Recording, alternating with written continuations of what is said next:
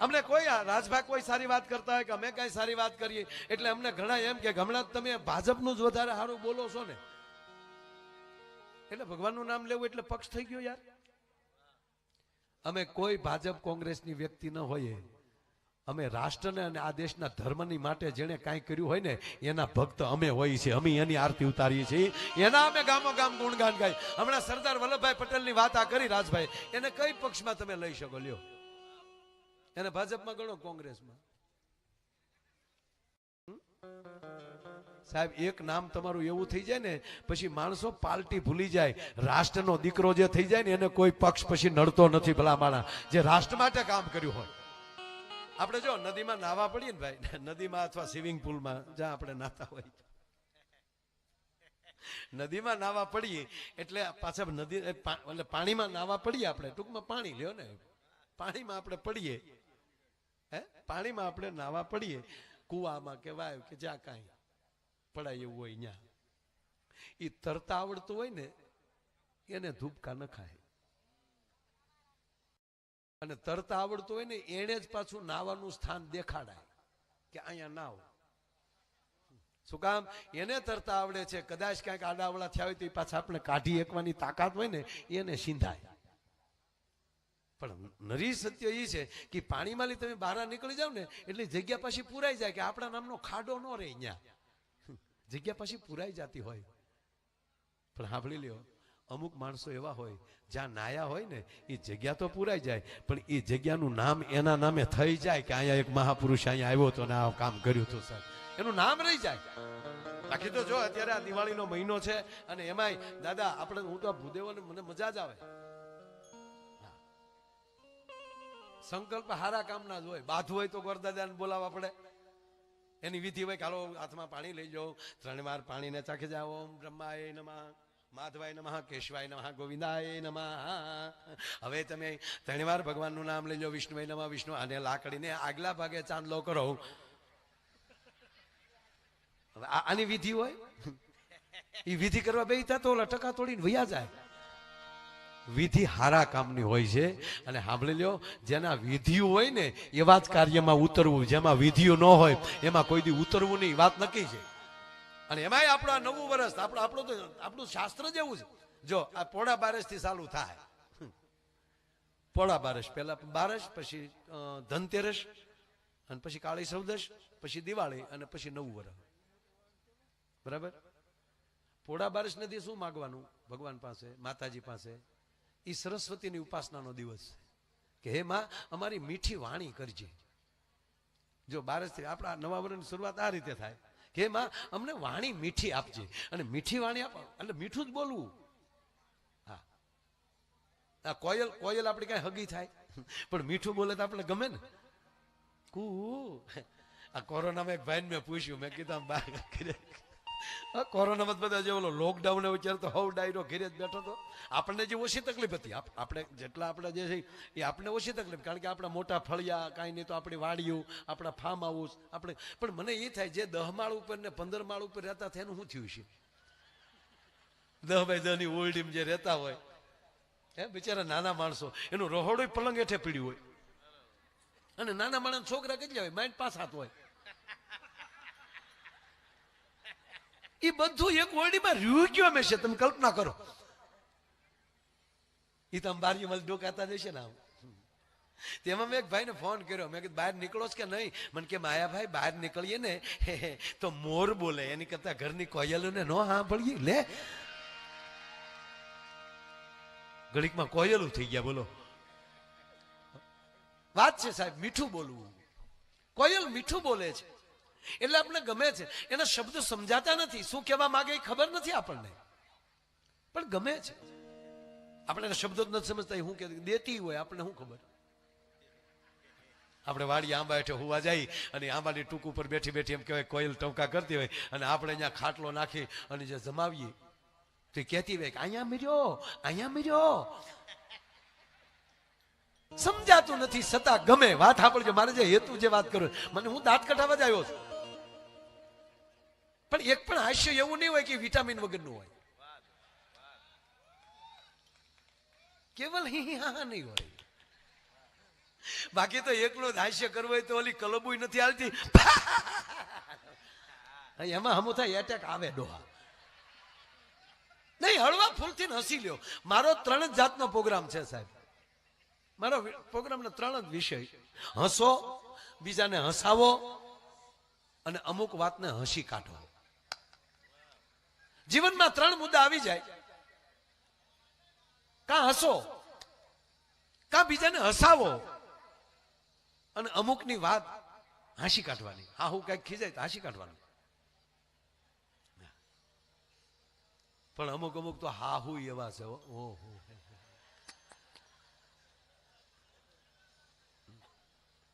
હજી પરણીની દીકરી આવી હોય ને. હવે જો તમે સાંભળજો, આપણે નવો મોબાઈલ લઈએ દાદા, નવો મોબાઈલ લઈએ તો આપણો જે જૂનો મોબાઈલ હોય એના ડેટા એમાં આપણે ટ્રાન્સફર કરતા હોય ને બ્લુટૂથ થી, એ ટ્રાન્સફર થતું હોય, એની વચ્ચે અડો તો મોબાઈલ હેંગ થઈ જાય. હવે સાંભળજો, દીકરી પરણીને હાલી આવે છે, અત્યાર સુધી એની અંદર તમામ ડેટાઓ છે ને એ બાપના ઘરના હતા, અને હવે નવું જીવન ચાલુ કરે છે. એ ધીરે ધીરે તમારા ઘરના ડેટા અંદર ડાઉનલોડ કરી રહી છે. એની વશમાં અડો તો હેંગ જ થાય, બીજું કાંઈ કરે. થોડીક તો નિરાત રાખો, જે હાલી આવે છે નહીં. સાલોમાં પછી એમ કે વાહ તમે સમજતા નથી. અરે એક નવી દીકરી પરણીને આવી, નવી દીકરી પરણીને આવી ને એટલે આખો પરિવાર સારો હતો, દીકરી પણ સારા પરિવારની દીકરી.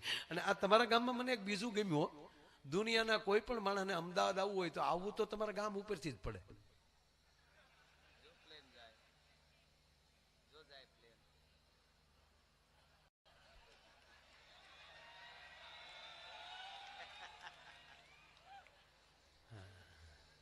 એ બારીઓમાંથી જોતા હશે. Bye bye. વાત ચાલુ. હજી તમે સાંભળો, અમે એક રાજભાઈએ જે પ્રોગ્રામ ચાલુ કર્યો જ નથી, હજી તમે ટેસ્ટિંગ કરીએ છીએ. કોઈ પણ જો ડોક્ટરે એને કોઈ પણ ટ્રીટમેન્ટ ચાલુ કરે ને તે પેલા એ બધા રિપોર્ટ કરે. હજી રિપોર્ટિંગ ચાલે છે, પણ થઈ ગયું. હવે મને ખબર છે તમને શું જોવે છે. મૂળી વાત, નવી દીકરી હજી પરણીને આવેલી. ઓલો છોકરો ક્યાં જાય?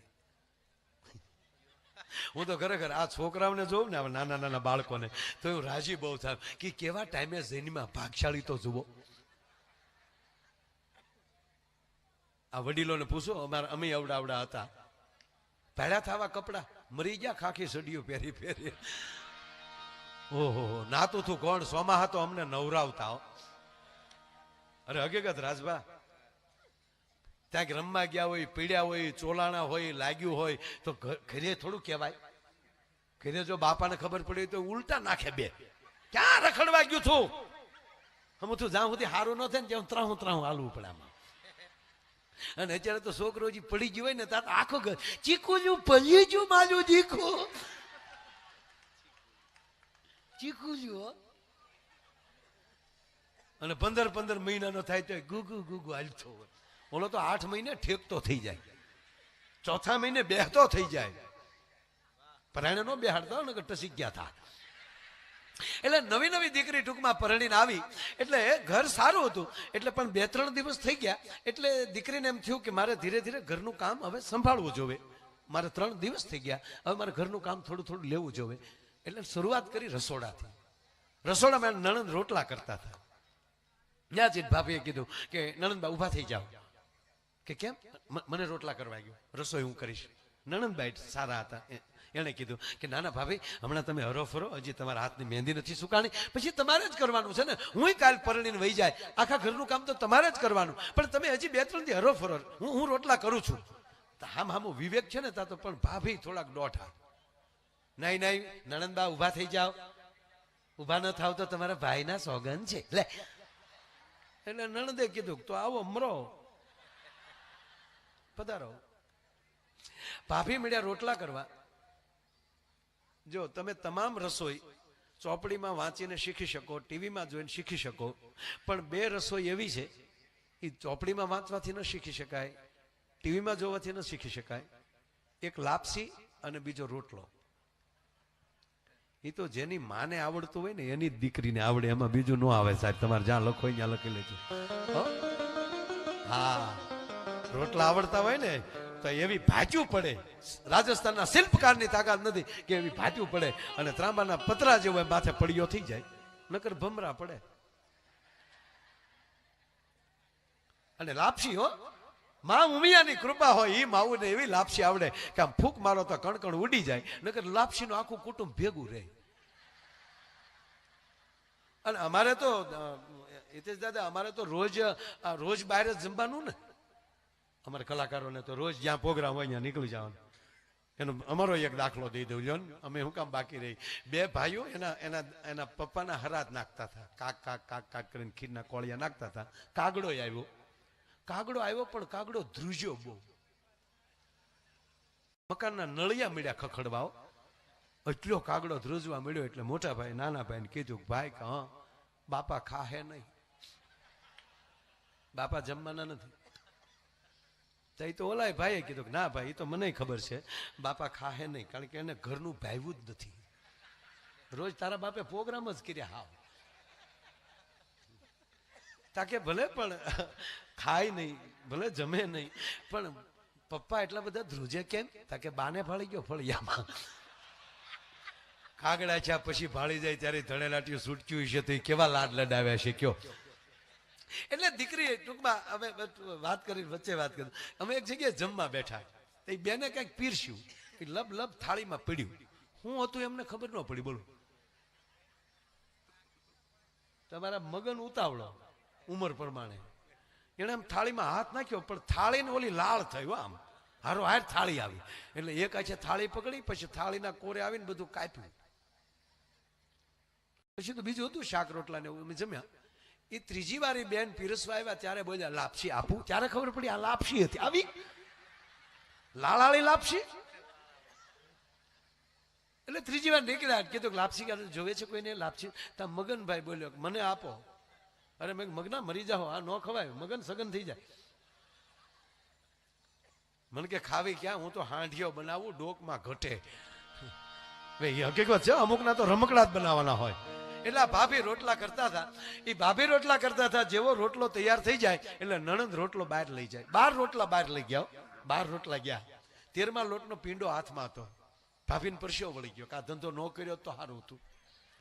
13મો રોટલો લેવા માટે નણંદ આવ્યા ત્યારે ધીમેક દિન ભાભીએ પૂછ્યું કે નણંદબા બહાર મહેમાન કેટલું જમે? કે મહેમાન કોઈ નથી ભાભી, મહેમાન તો 2 જ આવી ગયા. તાકે તો જમે કેટલા? આખું ઘર એકારે જમવા બેસી ગયું? કે ના, હજી તો આખું ઘર બાકી છે. તાકે તો જમે કેટલા? તાકે હું એટલે તમને કહેતી હતી ભાભી હમણાં હરો ફરો અને ઘરને પેલા ઘરના સભ્યોને જોવો. કે પણ એ તો વાત સાચી, પણ આ જમે કેટલા? કે એકલો. કે પણ નણંદબા તમે 12 રોટલા લઈ ગયા, તાકી 18 તો તારો ડોહો આડો પડે, હજી ખાહે. કે આ હજી ખાય તો 18 ઉલાળનારો છે કોણ? તાકે બીજો કોઈ નહીં, તને પરલીને આવ્યો ને મારો ભાઈ લાધો. તાવલી લોટનો પીંડો કાથરટમાં નાખીને કે તારો ભાઈ લાધો, આજથી મારો ભાઈ લાધો. ડેલીએથી આવીને દિવાલ કૂદીને ગઈ અને પાછી નણંદને કહેતી કે તારા ભાઈને કહેજે ખોરાક ઘટાડે ને કે તારી માં બીજી આવે ઈ આ જાહે. પણ સાહેબ મારો કહેવાનો અર્થ, જ્યાં આવા યજ્ઞો થતા હોય, અરે આવા રૂડા કાર્યો થતા હોય, અને એની અંદર જેથી કોઈ પણ માણસ પોતાનું દાન આપતો હોય ને, શ્રી સૂક્તનો પાઠ પૂરો થાય ને ભગવતીના કોકની યજ્ઞમાં, અને યુવાનો ખાસ કહું તમને, ફરીવાર કહું કે ગીતાને આખા તો ન વાંચે કો, પણ 12મો અધ્યાય વાંચજો. યજ્ઞ શું કહેવાય એટલું નહીં. ભગવાન રામ વનમાં ગયા ને, અને ભરત નહીં, પાછી છેલ્લે જયારે મળવા ગયા પાછા, બાપુ આ પ્રસંગ મને બહુ ગમે છે.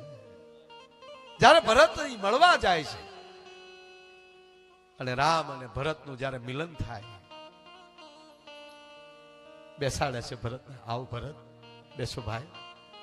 દાદા પહેલું વહેલું રામે પૂછ્યું હોય ને ભરતને, તો શું પૂછ્યું ખબર? ભરત અયોધ્યા બરાબર છે? હા મોટા ભાઈ. ભરત આપણી અયોધ્યામાં યજ્ઞ તો ચાલુ છે ને? હા મોટા ભાઈ.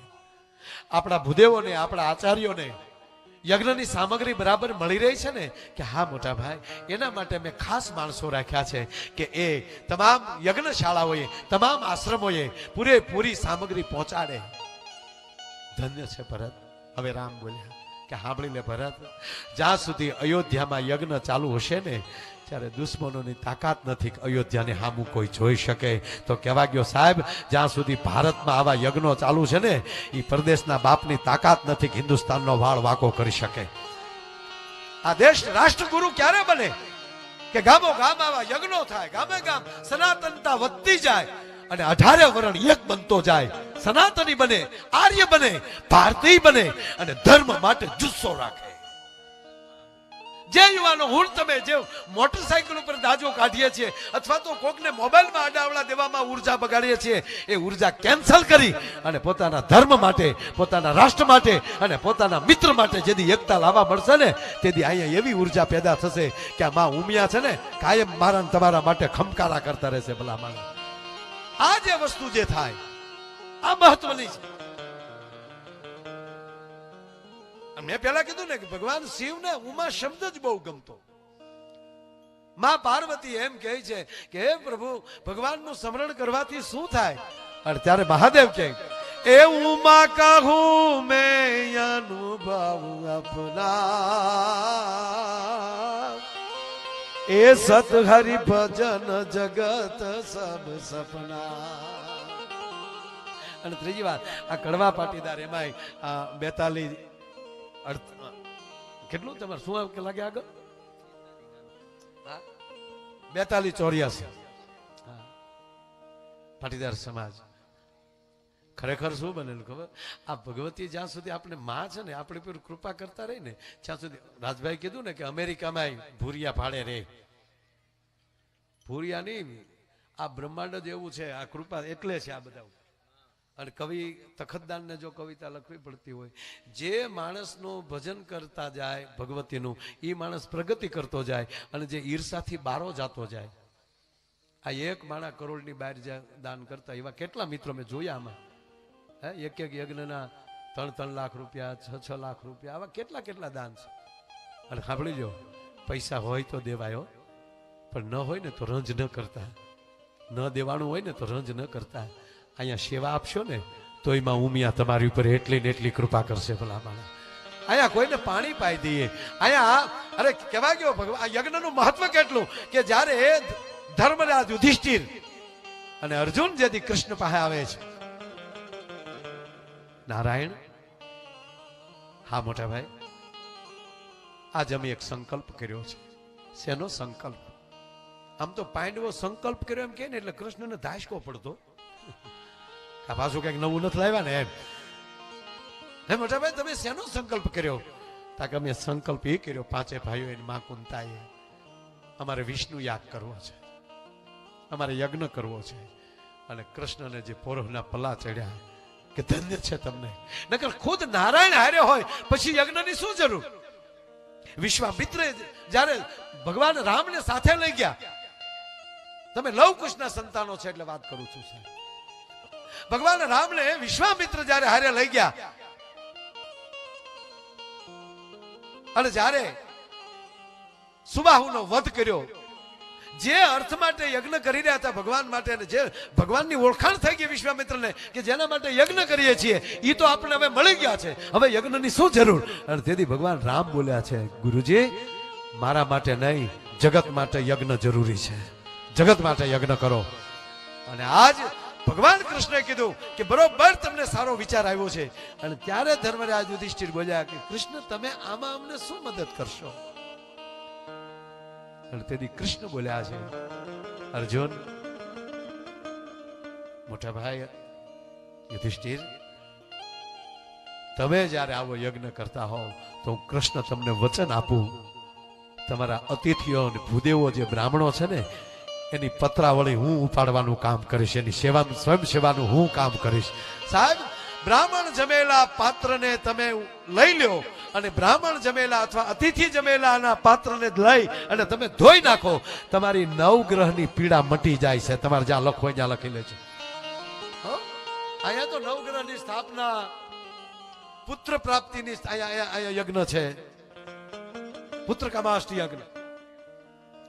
હકીકત કહું, શ્રદ્ધાથી જેને સંતાન ન હોય એ આ 3 દીમાં એક પ્રદક્ષિણા કરી અને માગી લેજો. અને જે માગો શ્રદ્ધાથી અને એક વ્રત લઈ લેજો કે આ કાર્ય થઈ જાય ત્યાં સુધી હે માં ઉમિયા, હે ભગવતી, હું આ કાર્ય આ વ્રત રાખીશ. અને તમારું કાર્ય સિદ્ધ ન થાય તો માયો આયર ગાવાનું બંધ કરી દે. ભલા માળા, મને ભરોસો છે.